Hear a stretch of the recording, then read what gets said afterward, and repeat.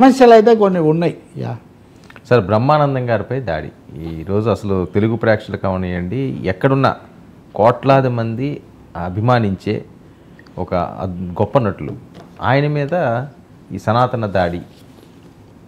సరే, సనాతన లేదా హిందుత్వ దాడులు అనేవి తల తోక లేకుండా పోతుంది సార్. బ్రహ్మానందం అనే ఆయన పెద్ద మహాభక్తుడు. నేను ఒకసారి చూసా, ఎక్కడో చాగంటి ఏదో గోశాలను ప్రారంభించడానికి వెళ్తూ ఉంటే చాగంటిది ఈయన వీళ్ళిద్దరు గరికపాట చాగంటి కొట్టించారు.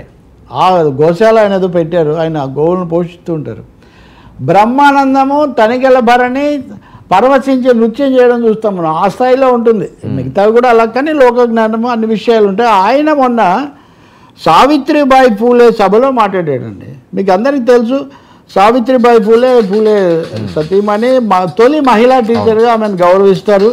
మహిళలు ఆమె వెనకబడిన తరగతుల్లో ఉండి వాళ్ళ కోసం నిలబడ్డం, ఆ విషయంలో ఆయన చెప్తూ ఆమె సరే బ్రహ్మానందం గారు జోకులు పక్కన పెడితే, ఏదో కారణం చేత చచ్చిపోతే ఆ రోజుల్లో ఇంకా బాల్య వివాహాలు ఉన్నాయి. చిన్నపిల్లల్ని తీసుకెళ్ళి పెద్దవాళ్ళకి ఇచ్చి వివాహం చేయడం, అది ఎంత దుర్మార్గం ఒకసారి ఆలోచించండి. అందుకే కన్యాశుల్కంలో గురజాడ అప్పారావు చెప్తాడు,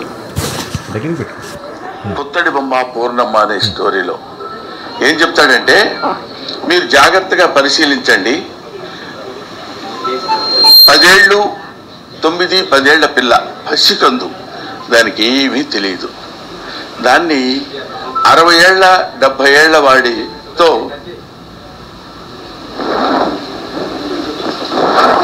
60 ఏళ్ళు 70 ఏళ్ళు ఉన్న వాడికి ఇచ్చి వివాహం చేస్తారు.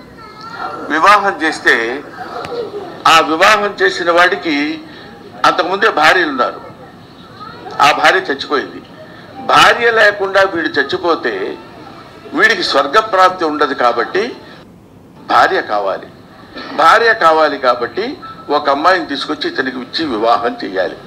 ఆ అమ్మాయిలు చిన్న పిల్లలు, బాల్య వివాహాలు, వాళ్ళ తల్లిదండ్రుల దగ్గరికి వెళ్ళి మంచివాడు, ఈ విధంగా ఆయన బాగా డబ్బున్నవాడు, వాడితో బాల్య వివాహాలు, సతీ సాగవనం ఇట్లాంటివన్నీ అనేక చదువుకోనివ్వలేదు పిల్లలను, అమ్మాయిలను, ఇట్లాంటివి జరిగాయి. ఇలాంటి సమయంలో చాలా ధైర్యంగా సావిత్రిబాయి ఫూలే ముందుకు వచ్చి నేర్చుకొని నేర్పించారు. ఆమెను ఆదర్శంగా తీసుకోవాలని చెప్పాడండి.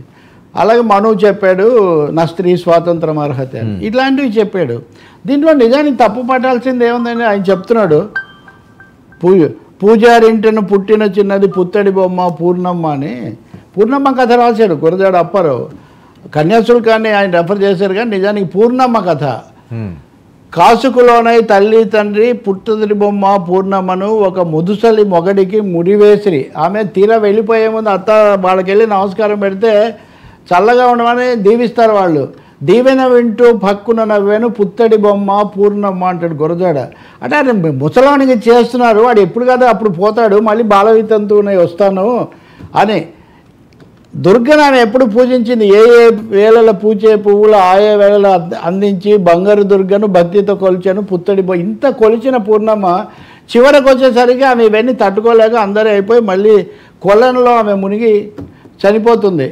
అన్నీ చెప్తాడు గురజాడ. అవి ఇట్లా మేలిమి చేరేను మేలిపసు హంసల నడకలు చేరేను హంసలను చేరాయి. బంగారు మేనేమో ఇంకో దాన్ని బంగారును చేరింది, దుర్గను చేరేను పూర్ణమ్మ అంటాడు. అంటే దుర్గను అంత పూజించిన పూర్ణమ్మ తల్లిదండ్రులు అప్పుడున్న బాల్య వివాహాల వల్ల దుర్గను చేరేను పూర్ణమ్మ అంటూ ముగిస్తాడు. బ్రహ్మానందం చెప్పింది అది. దాంట్లో పెద్ద వెంటనే ఈ హిందుత్వ సైనికులు వీళ్ళంతా మొన్న అనంత శ్రీరామ్ అయిపోయాడు, వీళ్ళంతా వచ్చి బ్రహ్మానందానికి అసలు పోయి కమ్మీ అయిపోయాడంట. కమ్మీ అంటే కమ్యూనిస్టులు. అమెరికాలో కమ్మీలు అంటారు, కమ్యూనిస్టులు అంటారు. మన దగ్గర కామ్రేడ్లు అంటుంటారు కదా, కమ్మీలు. బ్రహ్మానందం కమ్మీ అయిపోయాడట. అంటే ఎవరు ఏం మాట్లాడకూడదు. మహిళ కనీసం అన్నమయ్య సినిమా అన్న చూడండి. అన్నమయ్య సినిమాలో అన్నమయ్య తనతో పాటు ఇద్దరిని తీసుకొని పోతాడు. ఇది రమ్యకృష్ణ, ఆమె శ్రీకన్య, కస్తూరి. వాళ్ళని తీసిపోతే అక్కడ ఉన్నటువంటి ఆచార్యులు అడ్డం పడితే ఎందుకు చదువుకోకూడదు అంటారు వాళ్ళు. చదువుకోకూడదంటే అప్పుడు వాదన జరుగుతుంది. అప్పుడు ఆమె శోభ వాళ్ళ అమ్మ వేస్తుంది కదా, తెలియక అడుగుతాను, మైత్రేయి వీళ్ళందరూ ఎవరా నాయన అని అడుగుతుంటుంది ఆమె. అంటే ఆమె మహిళే అడుగుతుంది. అక్కడ మహిళలను చదువుకొని ఇవ్వలేదనేది ఒక వాస్తవం. స్త్రీలకు రజస్వల్లో అయిపోయారు వాళ్ళు పెళ్లి చేయాలని ముసలాళ్ళకి ఇచ్చి పెళ్లి చేయడం ఒక వాస్తవం. సతీ సహగమనం ఒక వాస్తవం. వాజ్పేయి హయాంలో 98లో రూప్ కన్వర్ అని మళ్ళీ ఆమె సతీ సహగమనాన్ని పునరుద్ధరించే ప్రయత్నం కూడా జరిగింది, ఒక వాస్తవం. స్త్రీలకి అన్యాయాలు జరిగాయి, వీటి నుంచి కాపాడుకోవాలని బ్రహ్మానందం లాంటి ఆయన హాస్య నటుడు అయినప్పటికీ ఎంతో గంభీరమైన ఒక సందేశం ఇస్తే ఆయన మీద దాడి చేయడం ఏంటంటే, ఎవరు సంస్కరణ గురించి మాట్లాడకూడదు, ఎవరు అభ్యుదయం గురించి ప్రజాస్వామ్యం గురించి మాట్లాడకూడదు, గతంలో జరిగిన తప్పులను ఏమీ విమర్శించకూడదు.